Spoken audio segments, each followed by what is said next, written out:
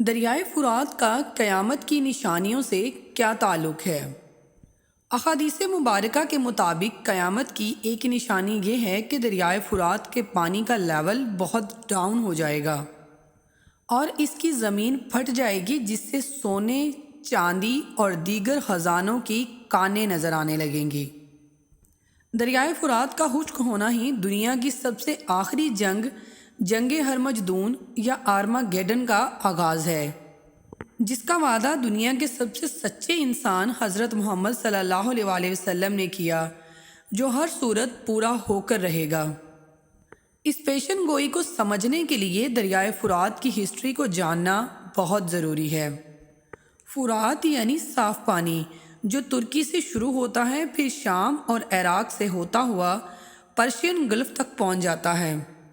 واقع کربلا بھی دریائے فرات کے کنارے ایک نہر پر پیش آیا تھا، جسے نہر القمہ کہا جاتا ہے، جب امام حسین رضی اللہ تعالی عنہ اور ان کے ساتھیوں پر دریا کا پانی بند کر دیا گیا اور بڑی بے دردی سے ان سب کو شہید کر دیا گیا۔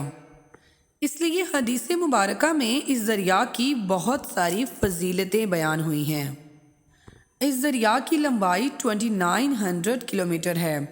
دریائے فرات اور دریائے دجلہ ایک دوسرے کے متوازی ہیں اور دونوں دریا پرشین گلف کے نزدیک ایک دوسرے سے ملتے ہیں۔ یہی دریا ایران اور عراق کا بارڈر ہیں۔ فرات اور دجلہ کی وجہ سے ہی اس علاقے کی زمین زرخیز ہے اور یہ زمین بین النساء کے نام سے مشہور ہے۔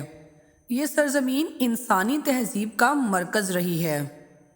دریائے فرات میں جگہ جگہ بڑے بڑے سوراخ ہو جائیں گے، جن سے زمین میں دفن ہونے والے ذخائر زمین کے اوپر آ جائیں گے، اور جب دریائے فرات کی زمین پھٹے گی تو سونا ظاہر ہوگا، اور پھر جب لوگ سونا حاصل کرنے کے لیے دوڑ پڑیں گے تو 3 گروپس میں تقسیم ہو جائیں گے، اور پھر تمام گروہ آپس میں لڑائی کریں گے، اور اس لڑائی میں بہت سارے لوگ اپنی جانوں سے ہاتھ دھو بیٹھیں گے۔ کیسی ہی خطرناک لڑائی ہوگی یہ، اور کتنے ہی لوگ اس میں مارے جائیں گے، اور احادیث مبارکہ یہ ہے کہ قیامت قائم نہ ہوگی حتیٰ کہ فرات سونے کے پہاڑ سے کھل جائے گا۔ اس پر لوگ آپس میں جنگ کریں گے اور ہر کوئی خزانے کی حصول میں دوسروں سے لڑے گا، حتیٰ کہ عوام اور بڑی بڑی سلطنتیں آپس میں جنگ پہ اتر آئیں گی، یعنی کہ وہ سونا جنگ و جدال کی جڑ اور ہلاکت کا سامان ثابت ہوگا۔ ہر شخص یہی آس لگائے گا کہ شاید یہ سارا مجھے مل جائے۔ نبی کریم صلی اللہ علیہ وآلہ وسلم نے فرمایا کہ اس جنگ میں 99 لوگ قتل ہو جائیں گے۔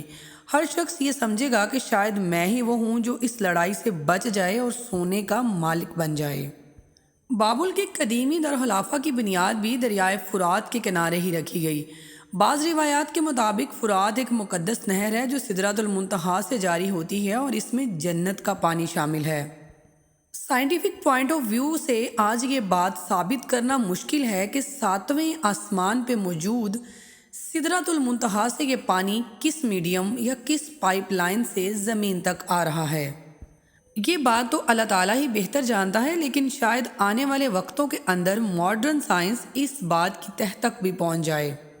نبی کریم صلی اللہ علیہ وآلہ وسلم نے اپنی امت کے لوگوں کو یہ واضح تعلیم دی ہے کہ جب دریائے فرات کھل جائے اور سونے کے ذخائر ظاہر ہونے لگیں تو میری امت میں سے جو شخص وہاں موجود ہوں وہ اس میں سے کچھ نہ لیں، یعنی سونے چاندی سے دور بھاگیں، وہاں ٹھہریں بھی نہیں کہ اس پر بڑی لڑائی اور عام قتل و غارت ہوگا۔